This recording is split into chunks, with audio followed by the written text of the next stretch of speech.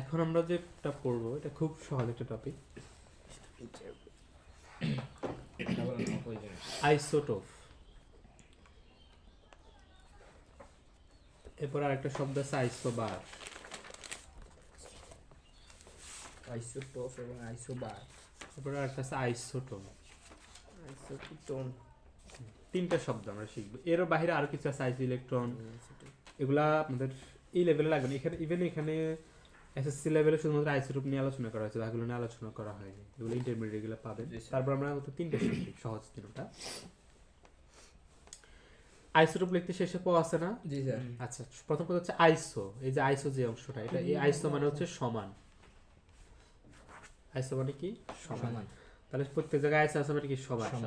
এবার টোপের যে প আছে এটা দ্বারা বুঝবো প্রোটন সংখ্যা। তার মানে কি প্রোটন সংখ্যা সমান হবে, তাহলে সেটা কি? আইসোটোপ। তাহলে প্রোটন সংখ্যা সমান হওয়া মানে কি বাকি দুইটা ভিন্ন, অর্থাৎ ভর সংখ্যা নিউট্রন সংখ্যা ভিন্ন। বুঝতে পারছি? বুঝছি। তাহলে দুটো ভর আর নিউট্রন।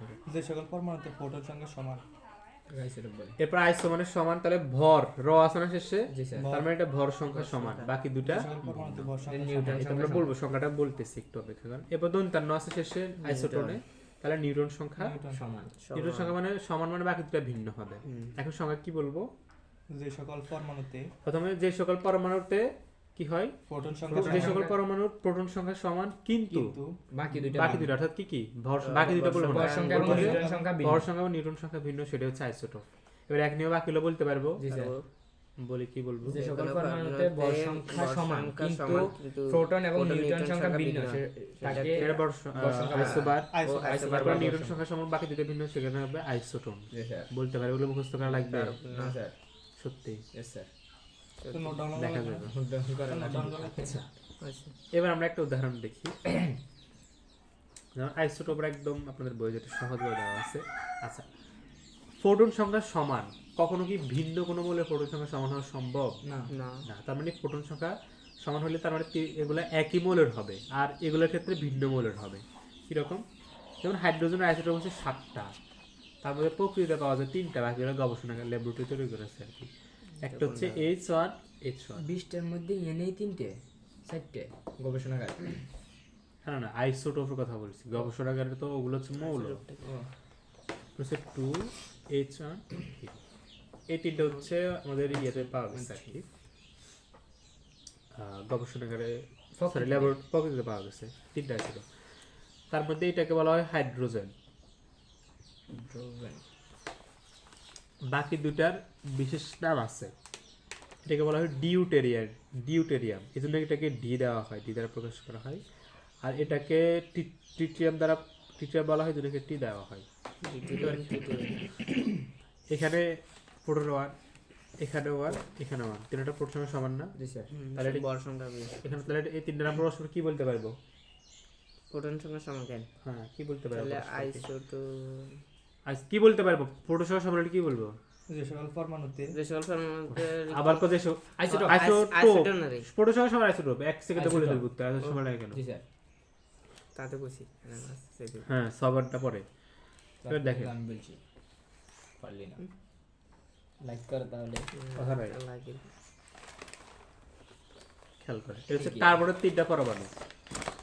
তাহলে এটা কি হবে? আইসোটোপ নাকি আইসোবার? আইসোটোপ। আইসোটোপ না, আইসোটোপ। যাও কারণ কি? তিনটাই কার্বন পরমাণু না, সমান, কার্বন মূলক না, তাহলে তিনটার ইয়ে সমান, ভর প্রোটন সংখ্যা সমান। এজন্য আইসোটোপ। বুঝতে পারছি। তাহলে আইসোটোপ চিনার কষ্ট হবে না স্যার। হবে। এটা কি নিচেটা কি প্রোটন না সংখ্যা? এই যে এই সংখ্যাটা প্রোটন সংখ্যা, এটা ভর সংখ্যা না নিউট্রন সংখ্যা, হচ্ছে প্রোটন ভর সংখ্যা দিয়ে প্রোটন সংখ্যা বিয়োগ করলে নিউট্রন সংখ্যা, তাহলে প্রোটন সংখ্যা সমান হলে তো আমাদের আইসোটোপ। আইসোটোপ বুঝলেন? আইসোটোপ সত্যি বুঝছেন? বুঝছেন? কথা বলেন। আর গদি বুঝুন সাই। স্যার বুঝি না। আর গদি বুঝুন। আমাদের আইসোটোপটা কি ছিল? প্রোটন সংখ্যার সমান। জি স্যার। প্রোটন সংখ্যার সমান। এখন দেখেন এখানে ছিল কি H11, এরপর হচ্ছে D1, এরপর হচ্ছে D1। তাহলে এই যে এখানে যে সংখ্যা আছে বামের নিচে, এটা কি সংখ্যা? প্রোটন। সংখ্যা। তিনটা প্রোটন সংখ্যা এক না? সেম তো, এক সেম হইলে সেটা কি? আইসোটোপ। তাহলে এবার তিনটাকে পরস্পর আইসোটোপ বলা হয়। এবার জি স্যার। সত্যি আমাদের আইসোটোপের সংজ্ঞার মধ্যে আমরা বলছি কি প্রোটন সংখ্যা সমান হলে সেটা আইসোটোপ হবে। আচ্ছা, এবার আমরা আইসোবার নিয়ে একটু পড়ি। যদি লিখি C6 14 ও 16 ও আচ্ছা এটার আমাদের মানে অক্সিজেনের আইসোটোপ একটা 14 আছে আর কি। অক্সিজেনের আইসোটোপ মনে হয় দুইটা না তিনটা, একটা 16 আছে একটা 14 মানে ভর সংখ্যা। খারাপ হয়েছে তাহলে এই দুটোটার ভর সংখ্যা সমান না? আইসোবার ভর সংখ্যা সমান হলে তো এটা আইসোবার এগুলোকে পরস্পর আইসোবার বলা হয়। এবার বুঝছি এটা তুমি বুঝেন না কেন? দেখতে না কেন শুনি। বর সংখ্যা সমান হলে আইসোবার আর ফোটন সংখ্যা সমান হলে আইসোটোপ, ঠিক না? জেনে তাহলে যেটা এখানে খেয়াল করেন আইসোবার এগুলোর তিনটার ভর সংখ্যা সমান না? তাহলে আইসোবার তাহলে আইসোবার। এবার এবার হচ্ছে আইসোটোন মানে নিউটন সংখ্যা সমান হবে এরকম একটা আমরা উদাহরণ লিখি। আইসোটোন